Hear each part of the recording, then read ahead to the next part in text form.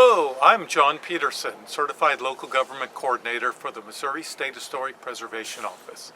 I'm standing in front of one of Jefferson City's historic treasures, the Christopher Moss House built in 1854.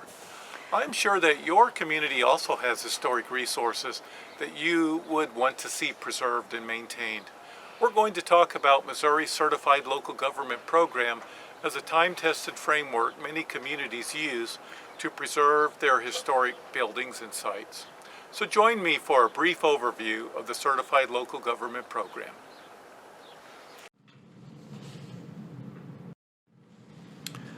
The motto for the Certified Local Government Program is Preservation Through Partnership. The program forms a structure to facilitate partnerships between local governments, state government via the State Historic Preservation Office, and the federal government via the National Park Service. The CLG program originated in 1980 with the amending of the National Historic Preservation Act to allow federal funding to communities that meet federal and state standards. These communities are certified through the National Park Service. As you can see, the CLG program has grown over the last 40 years to reach virtually all corners of the nation. Currently, there are 2,101 CLGs spread throughout all 50 states. The program has likewise grown in Missouri, and the state currently has 64 CLG communities. Missouri is well represented, and as of 2023, ranks 12th with number of CLGs, while ranking 19th in population.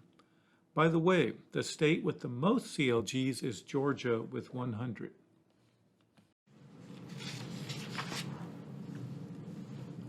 In 1985, the National Park Service included the CLG program as part of its Historic Preservation Fund grant allocation to SHPOs.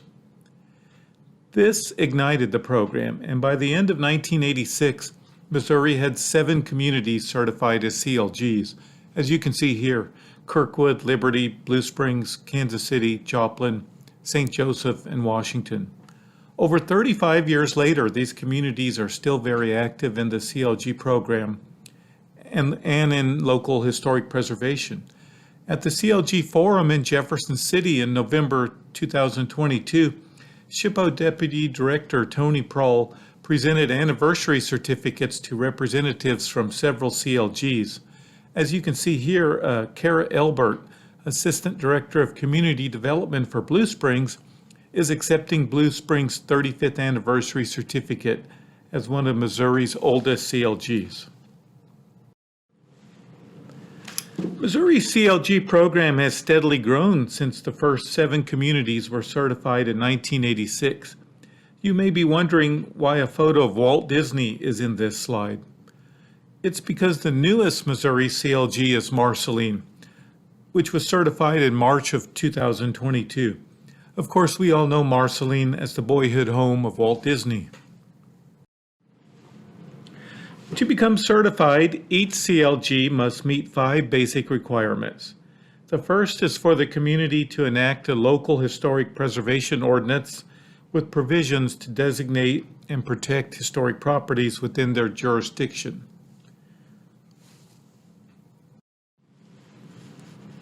One form of technical assistance that the State Historic Preservation Office provides to both prospective and current CLGs is to review at no cost their new or revised local historic preservation ordinances. Ideally, this happens before an ordinance is enacted by the local government to ensure that it meets all minimum requirements for the CLG program, as established both by the State Historic Preservation Office and the National Park Service. The second requirement is the establishment of a Historic Preservation Commission. It doesn't necessarily have to be called a Historic Preservation Commission, as some communities use different names, but the commissions function in similar manners regardless of name. Public participation and input are necessary and critical components of the CLG program. Also, local government decisions about historic preservation concerns must be fair and impartial, with citizens given due process. These tasks are accomplished by a Historic Preservation Commission enacted by local ordinance with commissioners appointed by the elected authority of the community, such as the mayor and city council. The Historic Preservation Commission is the linchpin of any local historic preservation program. It draws from citizens who are passionate and knowledgeable about the historic preservation concerns of the community. There are some universal requirements for all historic preservation commissions. One is it has to have a minimum size. It must recruit commissioners with an interest and background in historic preservation. Commissioners must serve staggered terms of at least 2 years in duration. Commissions must meet regularly, at least quarterly. Commissioners must receive a regular annual training. Commission activities must also be documented and submitted to the SHPO. Beyond these requirements, communities do enjoy flexibility in the operation and makeup of their historic preservation commissions. This is necessary as each community is unique. We have CLGs with populations of less than 1,000 and as large as 500,000. Given the diversity in size and differences in resources available among Missouri's local governments, flexibility is key. This is demonstrated in the Historic Preservation Commission minimum requirements shown here. If the community wishes, they may have more than 5 members on the commission. If possible, members are drawn from preservation-related fields such as architecture, architectural history, archaeology, planning, landscape architecture, and other related disciplines. Yet even our CLG communities with the largest populations have difficulty filling their commission with such historic preservation professionals. Thus, the wording "to the extent available in the community." A commission can be quite successful even if it isn't able to recruit preservation professionals as members, as long as they are willing to seek advice and assistance from qualified consultants when necessary. Training is also a key requirement for all those serving on commissions. Annual training will help commissioners improve their knowledge, skills, and ability to undertake historic preservation activities in their communities. The Missouri SHPO and the National Park Service have established 3 primary responsibilities for historic preservation commissions. First, they are to oversee surveys of historic resources in their community. Those resources that are seen as significant are often given a designation such as a historic landmark or local historic district. Grants are available from the State Historic Preservation Office to help communities hire historic preservation consultants to perform surveys. Second, once a historic property is officially designated, the Commission can then review exterior alterations, relocations, demolitions, new construction, or other activities that affect the property through a design review or certificate of appropriateness process. Third, the elected authority of the CLG and the Historic Preservation Commission are to review all new or amended National Register of Historic Places nominations within their jurisdictions. The next requirement for a CLG is to have a system for survey and inventory of historic resources in the community. Survey and identification is the foundation of any historic preservation program and necessary to form the basis for developing historic preservation plans, designating significant properties, and protecting resources. Many communities have a 2-pronged approach for those historic resources deemed significant. Putting the properties on the National Register identifies them as highly significant using state and federal standards. It can also potentially open the property up to benefit from certain types of grants and particularly historic tax credits. Then there is local designation. Local designation can, in many ways, provide more protection for the property than National Register nomination. Alterations and other effects on locally designated properties will often require review by the Historic Preservation Commission, who can have input on changes that may adversely affect the property's integrity. Also, local designation can have more flexibility than the National Register. For example, a property that may not be eligible for the National Register, but which has significance to the local community, can be designated as a local landmark. Also, districts that may not be eligible as National Register historic districts can be designated for city planning purposes as local historic or conservation districts.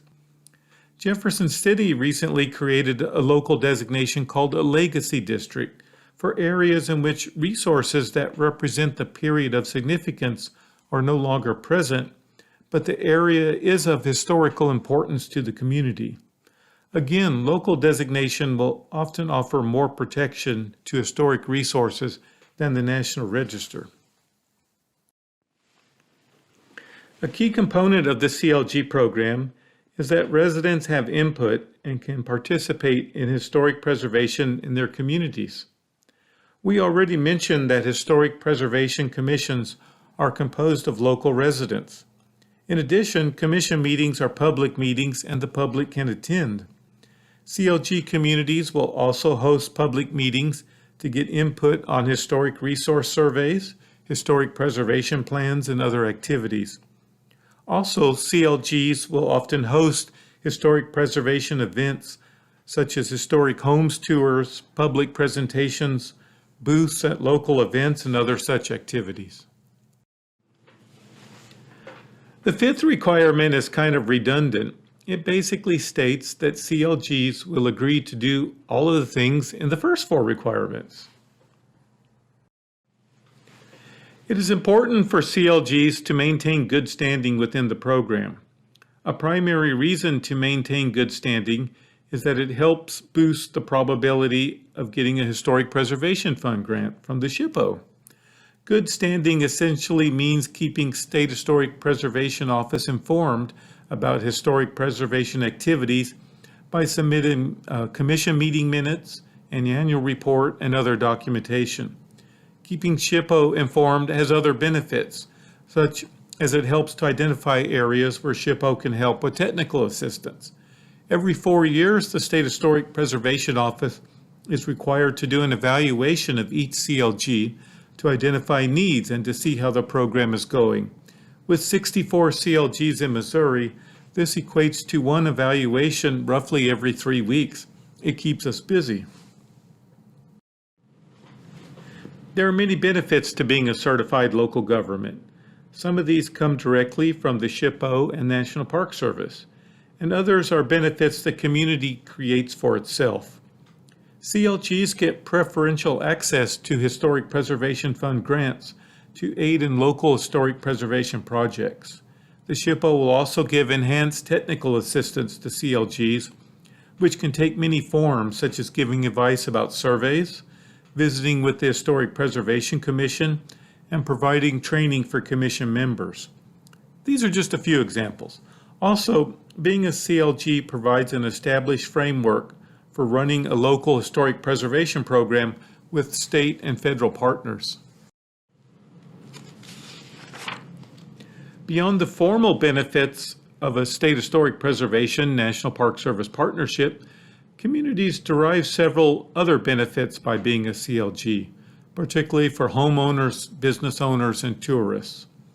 Engaging in historic preservation has shown to preserve those features that represent a community's history. By enhancing the attractiveness of the community, historic preservation makes it desirable for homeowners and business, while also promoting tourism. Additionally, historic preservation has shown to be good for property values. The process to become a CLG can seem daunting and time-consuming. Some CLGs took their time over several years to get through all the steps. Others have done it in as little as 6 months. The SHPO can help immensely, particularly with technical assistance for drafting a historic preservation ordinance and support for getting the Historic Preservation Commission going. While there are core requirements all Missouri CLGs must meet, The program does have flexibility so that a community can tailor it to fit the needs of their unique historic resources, citizens, and political climate. This chart shows the basic process to become a CLG. First, contact the State Historic Preservation Office. We'll help you get started. Second, the community will have to enact a historic preservation ordinance and appoint a historic preservation commission. Then the community will need to submit some documents outlining historic preservation goals, assurances from elected officials, resumes for commissioners and staff assigned to the commission, and other information. Once all of the documentation is assembled, SHPO will review, and if all is complete, send a certification agreement to the local elected official. Once that is completed, the materials are sent to the National Park Service, and if the National Park Service concurs, the CLG is certified. Thank you for watching this video about Missouri's Certified Local Government Program. If you have any questions or need any information, feel free to contact us at any time. For questions related to the CLG program and how to become a CLG, please contact John Peterson at the email and phone number listed here. For questions about grants and funding, please contact Andrew Dial, SHPO Grants Manager, at the email and phone listed here. And thank you again.